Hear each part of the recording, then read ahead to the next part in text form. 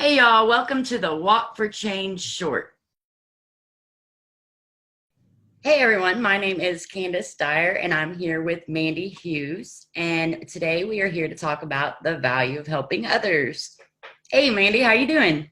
Hi, Candice. One of my favorite subjects. I know, right? This is going to be a good one, especially since we're dealing with the coronavirus. And more now than ever, we need to show some love and try to help people and get them through this hard time, right? Definitely. Heck yeah. Well, I didn't know if most people knew this, but in order to do this segment with you, I had looked up a few articles and I thought something was pretty interesting.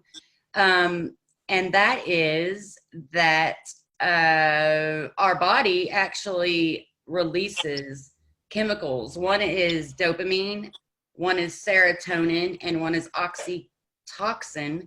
And those are the chemicals for happiness. So when we do things for others and we help others, our body, that's a natural release. And it also helps us not just physically, but mentally and physically too. I love that fact about helping others, that not only are you helping someone else, but you're helping yourself too by creating all the chemicals that trigger the happy feelings in us. Right, yes. And it's just so awesome when you get to help people. It makes us feel good. It helps the other person tremendously, and it can give you a calming effect too as well, knowing that you have got to get a chance to help somebody in the world. And it also takes your mind off the shit that you got to deal with day to day. Definitely. I think my mom raised me a lot on, if things are really bad, to focus on helping someone else, and it really pushes up the feeling of it pushes away the bad stuff that's going on because it makes you feel better. Right. Well, I know that we created a list. You wrote the list down, and I know that we're going to start from reading off that. These are ways, y'all, that you can help. And Mandi's going to lead us off with that. All right, we have here's our 10 top ways to help others. We did a little research and we thinned it out, and these were our top 10 that we like the best. Stay at home when you can, but try to make your trips count in the safest way. 2, donate money, food, blood, a kind word. Share where you can. Check in with your family and neighbors in a safe way. Phone calls, texts, video chats. Check on your single people because, like, I have a husband at home, but I know there are a lot of people that are out there that are by themselves, and that just is so much harder. So check in on single parents also, and elderly are also some good people to check in. Share your talents with us. Let's stay connected. We always love to learn something new.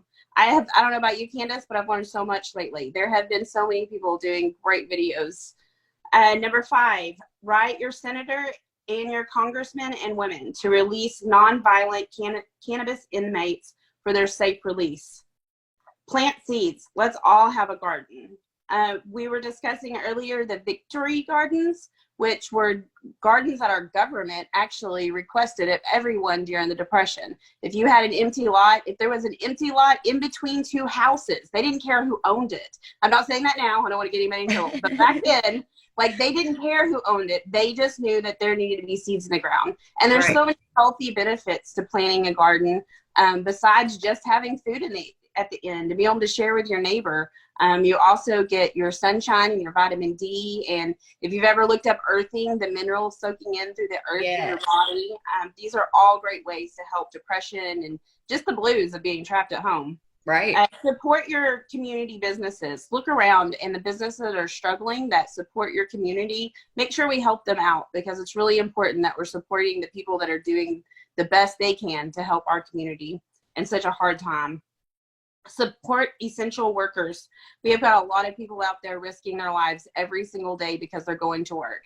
And I know we personally feel very strongly about helping those people. We also need to check in on families that have lost their jobs because of this. There's a lot of people that are growing, I don't know, there are a lot of people that are struggling. And that is another good point to that victory garden, is that we can help share our garden. And Right. Number 10, try to have a smile, some grace, and love for each other. Because I know we're all struggling, and we're all mentally and physically, this is a shock. And the best way we can help each other is by a kind word and a smile. Because it's totally intoxicating to help others the more you do. Right. But we also want to remember to make sure to do that in the safest way. We don't want to encourage anyone not to be safe. They have sent out all kinds of guidelines, like washing your hands, don't touch your face. If you're sick, stay home, stay in 6 feet social distance, cover your mouth when you're coughing or sneezing. These are all really good tips to make sure you stay healthy while you're helping others. Heck yeah, those are some great tips. And I know we were talking not too long ago about the Facebook groups that you recently found. And that's another way. You want to go ahead and tell us about the group that you were talking about? Sure. In our neighborhood where we live, we have a centrally located for our neighborhood Facebook group. And I will tell you, before this all went down, there was a lot of just kind of just silly stuff, you know, that kind of stuff. But right now they are totally using it as a way to help each other. If somebody can't find flour at the store, they'll get on there and it's like, hey, does anybody happen to have any flour? Or has anybody seen any flour? Or my husband is a diabetic and I could not find my thermometer. I looked everywhere and I was really worried. And there was a lady that was on the group that happened to have a couple of extra thermometers. And she said, does anybody need one? And so I was able to get a thermometer, which really gave me a lot of peace. And she just left it on her porch and I was able to go back, pick it up. And now I have that safety net. And there's so many stories like that. And I know a lot of other communities are doing the same thing. So please look your neighborhood. Yes. You never know. There may be one.